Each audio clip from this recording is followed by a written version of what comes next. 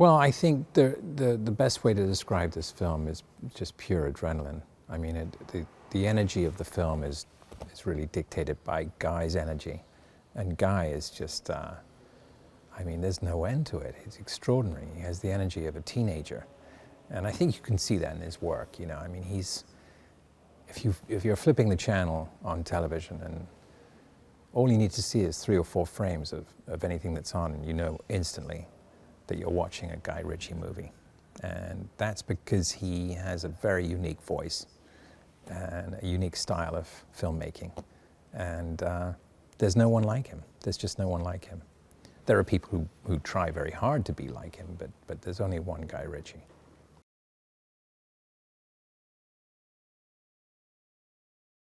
Well, I can say that without a doubt that this is the greatest experience I've ever had making a film in my whole career. You know, and there have been some wonderful experiences I've had on other movies, but nothing compares to this one. And I think that goes back to what I was saying earlier about Guy and his energy and his passion and his attention to detail. I mean, his canvases are very large, but the detail on that canvas is extraordinary. I mean, his focus is on everything. That nothing misses his eye. I mean, for instance, he'll come up and check my tie before we go on camera. I haven't experienced that since working with, you know, people like Coppola, you know, who have that kind of attention to detail. And yeah, he's so joyful, and he can do everything. Sometimes he'll act out the scene for all the actors and do all the parts. And, you know, obviously he knows where the camera goes, he knows about editing, he knows about lighting, he knows about costume, he knows about sound, all of it. There's not one part of the film, that the finished product that you're going to see, that he hasn't paid attention to. Not one part of it.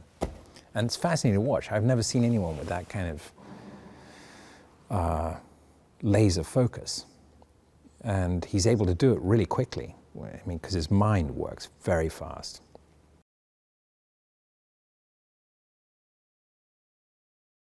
Well, I have a little bit of a notion about spying. My grandfather was a spy during World War II, and so he shared some stories with me.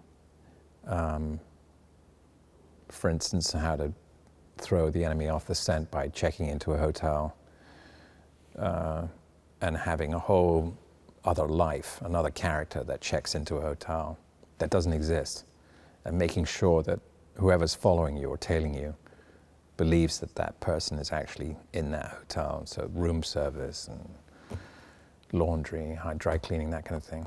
It's all kept up so that the enemy will be fooled into paying attention to that person, not what you're actually doing, you know, that kind of thing.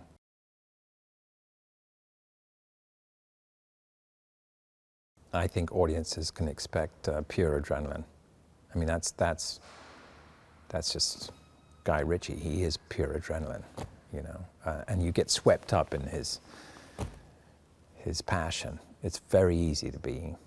He's terribly charming and incredibly funny, and he creates that atmosphere on the set that is just, I think, incredibly conducive to creativity, because he's so relaxed, and he makes sure that you're very relaxed, and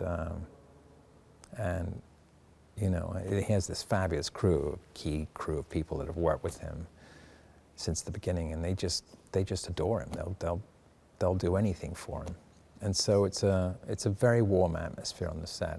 Yeah, great fun.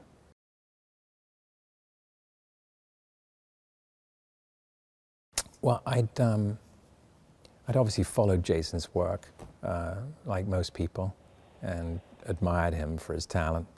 And he turned out to be just as lovely and sweet and giving as I'd heard he was, because I spoke to some actors, and we actually ended up having some mutual friends, which was nice.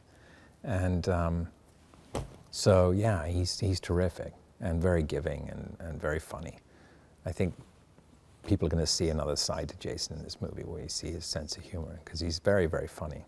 And I think Guy wanted to explore that more with this character. Yeah.